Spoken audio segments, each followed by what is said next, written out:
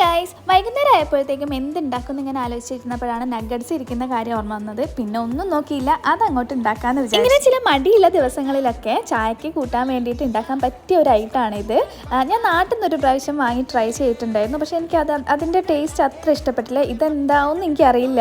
എന്തായാലും നമുക്ക് പാൻ വെച്ച് ചൂടാക്കി വെളിച്ചെണ്ണ ഒഴിച്ച് കൊടുത്തിട്ട് അതിലേക്ക് ഓരോന്നോരോന്നായി ഇട്ട് കൊടുക്കുന്നുണ്ട് കേട്ടോ. വെളിച്ചെണ്ണ ഞാൻ കുറച്ച് എടുത്തിട്ടുള്ളൂ, കാരണം ഇവിടെ വെളിച്ചെണ്ണയ്ക്ക് നല്ല റേറ്റാണ് ഗൈസ്. അങ്ങനെ കുറച്ച് സമയം കഴിഞ്ഞിട്ട് തിരിച്ചും മറിച്ചൊക്കെ ഇട്ട് കൊടുത്തിട്ട് നന്നായിട്ട് ഫ്രൈ ചെയ്തെടുക്കാം. സംഭവം ഇത്രയേ ഉള്ളൂ, 5 മിനിറ്റിൽ അപ്പോൾ നമ്മളെ ഈവനിങ് സ്നാക്ക് റെഡി ആയിട്ടുണ്ട്. ഇത് പെട്ടെന്ന് തന്നെ നമുക്ക് ആക്കിയെടുക്കാം കേട്ടോ. വലിയ പണിയൊന്നുമില്ല.